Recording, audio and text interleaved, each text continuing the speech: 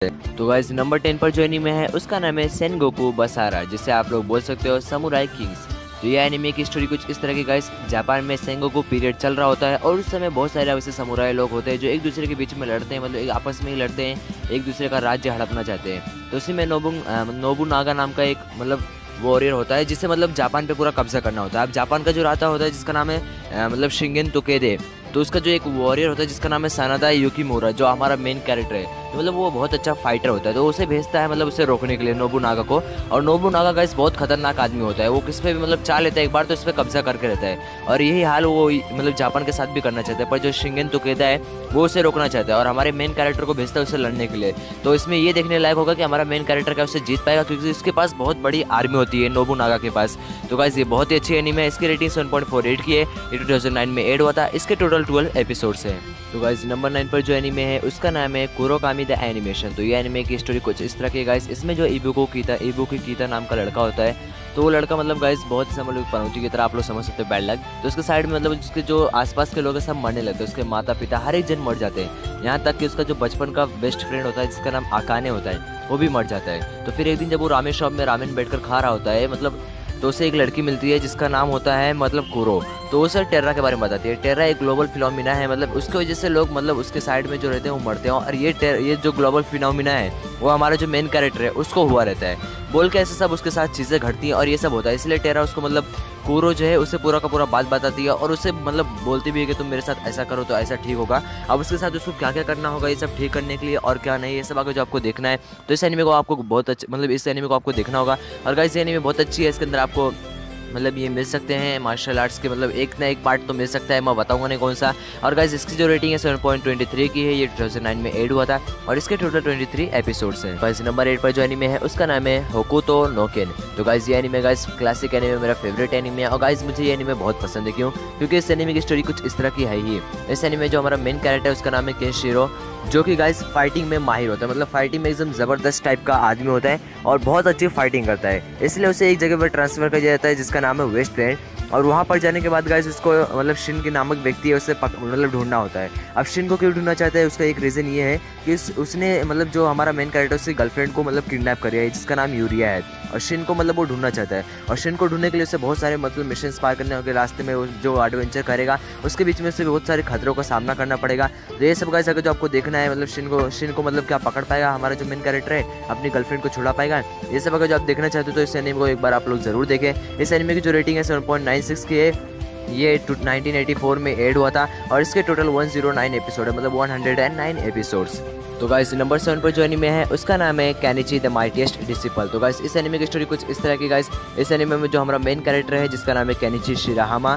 तो गाइस जो केनिची शिराहामा है वो कराटे जो है उसमें एकदम प्रोफेशनल बनना चाहता है, उसके लिए बहुत सारी प्रैक्टिस करता है। और वो इसलिए प्रैक्टिस करता है क्योंकि उसे क्लब ज्वाइन करना होता है, उसके स्कूल में जो कराटे क्लब है, तो बहुत प्रैक्टिस करता है। पर जब वो क्लब ज्वाइन करने जाता है तो क्लब में जो अब उसके बड़े मतलब जो उससे सीनियर वाले लोग होते हैं, लोग उसे धक्के मार के उस क्लब से निकाल देते हैं। उसके बाद ये बहुत गुस्सा होता है, तो उसे एक लड़की मिलती है जिसका नाम है मियो फुरिनजी, जो उसे अपने गांव लेके जाती है जिसका नाम रियोजन पाकू है।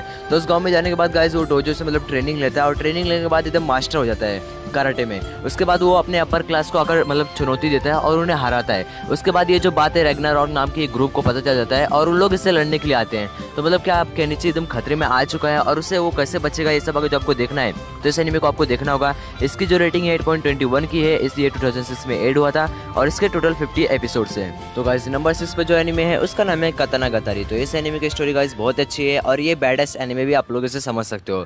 तो गाइस इस एनीमे में होता क्या है, इसके जो मतलब जिसका पीरियड है वो जापान के हिस्टोरिक पीरियड मतलब एडो पीरियड का होता है। तो उस टाइम पे एक लड़का होता है मतलब जो मतलब क्योतारियो जो है उसे एक टेक्निक आती है, जो हमारा मेन कैरेक्टर उसे क्योतारियो नाम की एक टेक्निक आती है, जिस टेक्निक से वो अपने आप को पूरा मतलब शॉर्ट की तरह बना लेता है और पूरा का पूरा शॉर्ट की तरह ऐड करता है।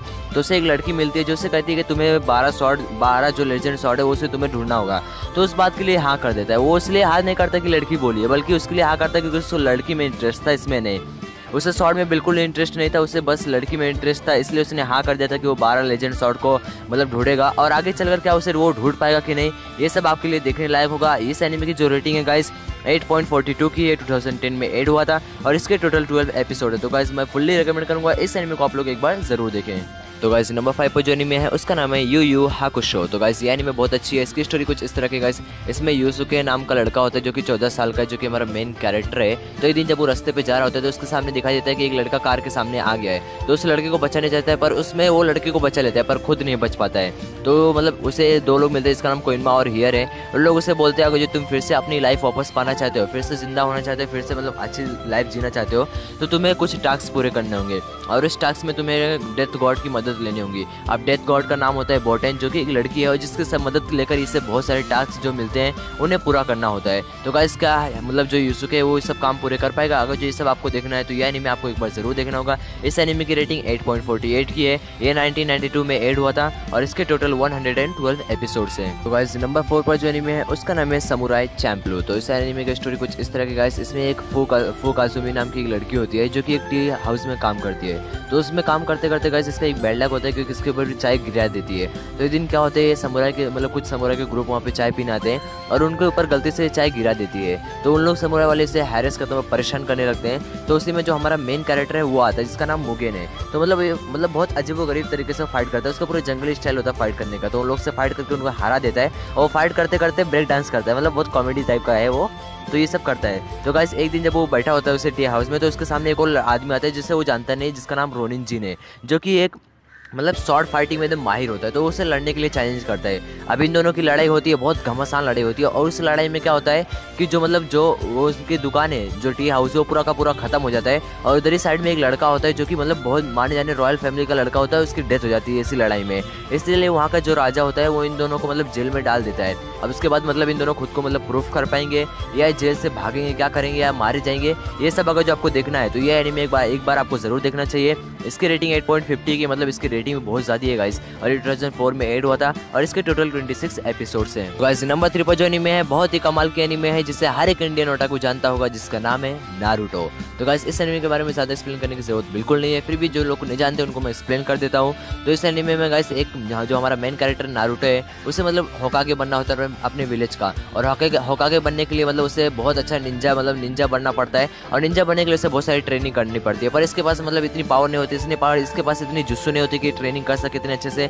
और ट्रेनिंग भी नहीं कर पाता, मतलब ये अपना जो स्कूल का एग्जाम होता है वो भी पार नहीं कर पाता है निंजा का। तो इसलिए इसे बहुत दुखी होता है। अब ये क्या होकागे बन पाएगा, ऐसा अगर जो आपको देखना है तो यानी में एक बार आपको जरूर देखना होगा। और इसकी जो रेटिंग है 7.90 की है, 2002 में एड हुआ था और इसके टोटल 220 एपिसोड्स हैं। गाइस मैंने इसके बारे में ज़्यादा एक्सप्लेनेशन क्यों नहीं दिया, क्योंकि बहुत सारे लोग जो हमारे इंडियन ओटाकू है उन्हें इसके बारे में मालूम है, इसलिए मुझे ज़्यादा एक्सप्लेनेशन देने की जरूरत बिल्कुल नहीं है। तो गाइस नंबर 2 पर जो एनीमे है जिसका नाम है हाजिमे नो इप्पो। तो गाइस ये जो एनीमे है बहुत कमाल के एनीमे है। इसकी कहानी कुछ इस तरह की गाइस, इसमें माकुनोची इप्पो नाम का एक लड़का होता है जो कि अपना मेन कैरेक्टर मतलब प्रोटैगनिस्ट है। तो मेन कैरेक्टर जो है गाइस एक दिन क्या होता है, मतलब उसे हर एक दिन उसके जो क्लासमेट वाले हैं उसे हर एक दिन बुलिट करते हैं, मतलब उसे परेशान करते हैं, उसे मारते पीटते हैं। तो ये एकदम परेशान हो जाता है। तो एक दिन जब उसे लोग बुलिट कर रहे होते हैं, उसके क्लासमेट वाले से परेशान कर रहे होते हैं, तो उसे एक आदमी बचाता है जिसका नाम है ताकामुरा मामुरो। तो वो जो है आदमी जो है एकदम प्रोफेशनल बॉक्सर होता है। तो जो मतलब इप्पो है वो उसे रिक्वेस्ट करता है तो मुझे बॉक्सिंग सिखा दो। तो मुझे बॉक्सिंग सिखाता है, उसे बोलता है कि मैं तुम्हें 1 हफ्ते का लिमिट देता हूँ, तुम ये सारे टेक्निक को सीख लोगे, जो तुम नहीं सीख पाए तो मैं तुम्हें बॉक्सिंग नहीं सिखाऊंगा। और इप्पो जो है इतनी मेहनत करता है कि वो टाइम के अंदर ही पूरा सीख के दिखा देता है। और उसके बाद इप्पो की जर्नी शुरुआत होती है, मतलब विगन होता है वर्ल्ड के बॉक्सिंग चैंपियन बनने के लिए। तो गाइस ये बहुत ही अच्छी एनीमे है, इसको आप लोग को मैं रिकमेंड करूंगा एक बार जरूर देखें। इसकी रेटिंग 8.79 की है, 2000 में एड हुआ था और इसकी जो टोटल एपिसोड है 75 है। तो गाइस ये एनीमे एक बार आप लोग जरूर देखें, बहुत अच्छी एनीमे है। तो गाइस नंबर 1 पर जो एनीमे है उसका नाम है ड्रैगन बॉल जी। तो गाइस इस एनीमे का एक्सप्लेनेशन मैं बिल्कुल नहीं देने वाला हूँ, मैं कतई नहीं देने वाला हूँ। क्यों?